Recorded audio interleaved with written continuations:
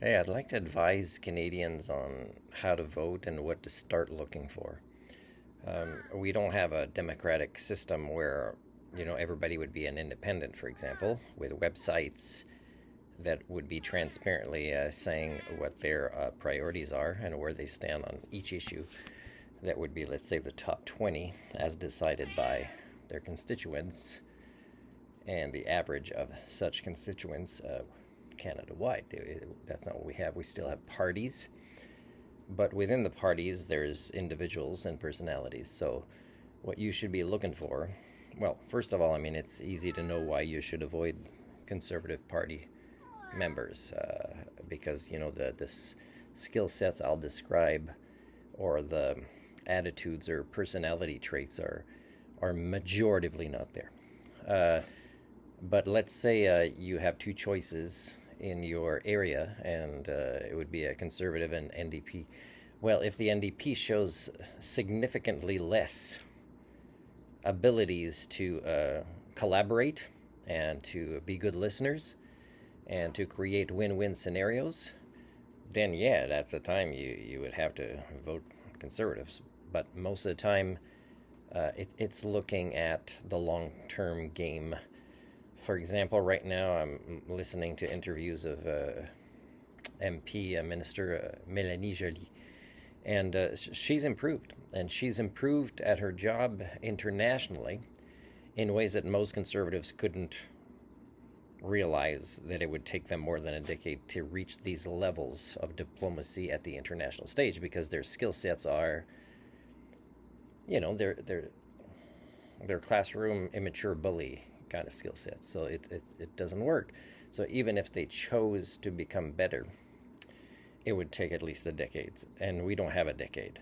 So Melanie Joly is an example, and I'm not saying I'm endorsing everything about her, and there are things, maybe one or two, I strongly disagree with, and that, I would only be able to explain this to her if we spoke. But the thing is she's been working really hard, and even Justin Trudeau is really matured since COVID in a way that, well, even in 20 years, Pierre Poilievre, or what's his name, the other class clown, Andrew Scheer, would never mature before they die at these levels that the two liberals I'm talking about, and I'm not saying I'm pro-liberal, I'm pro-independent, but the thing is liberal party members seem to act more like independents, let's say. I sent an email saying to Jagmeet Singh a while ago, you should be Team Canada and help not have Poilievre win if you care about your constituents' kids and grandkids by removing yourself as party leader. And the best that he did was put up an ad where he talks a little bit about his biography and that he's a fighter.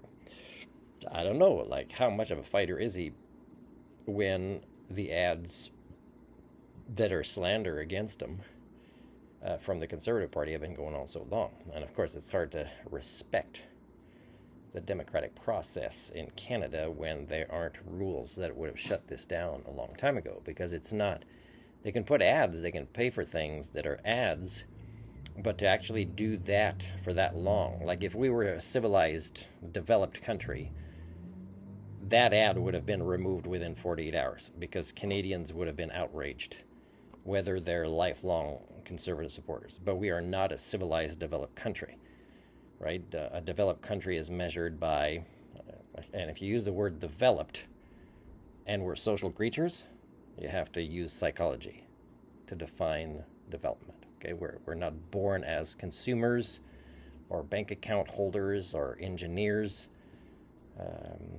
We are born as social creatures, and to evaluate us as such is the right thing to do. I'm not saying skip right away to the personal development or self-actualization index or happiness index that would come maybe before that. We're likely never going to evolve there. But still, people vote for not a party, but whoever your choices are that you should start measuring for, and not just one source. You should dig deep. You should dig deep for articles. You should look for videos of them not on the news but filmed by somebody in the audience where they're answering question at one of their own rallies, whatever.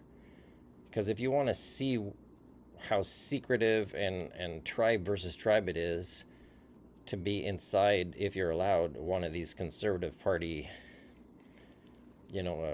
group propaganda meetings that they have, you'll see this is not what the future needs. The future needs more collaborations, and it needs to, again, like Minister Joly was saying, it needs to enforce things that are being pushed past the limit, and it's like, oh, that one got away with it, but there are, mission statements or organizational charters that say they shouldn't have done that. Well, people that will do that, people will say, hey, that's against the Constitution of our US of A, so that's not allowed. And yet that's not succeeding over there. But the alliances that we should do should not just be big groups that have systemic issues. It should be with Canada and individual countries at a time. And I also think it should be between provinces. So we need to form win-win scenarios, but only people that can be trusted, that are not divisive, can do that. And that's most certainly not the majority of Conservative Party members. Last point I want to repeat, it takes a long time. And it's almost like democracies during this end game we're in now, it should almost be like, unless somebody breaks rules that are really well predetermined before they're voted in based on their promises and transparencies, is they should be allowed 10 years, because really we're at a stage of history where to learn everything and to keep up with the multiple changes and to have created the networks of the people that you need to, be more certain about entering agreements with, is it takes a decade. So it's sad that countries thinking they will quickly change from this with more elections are going to be more likely to succeed. No, the ones that actually say, hey, whoa, slow down the elections here, and let's just have the right conversations about what we expect from our leaders and more transparency within it. And again, it has to be referencing the outside world. It has to be not me, myself, and I as an individual, or even as a country, or as a province, or as a state. It has to be, this is right and wrong. We succeeded at this right and wrong after World War II, and it's de-escalating, and that's not acceptable. And we have to, the ones that agree with this, stick together.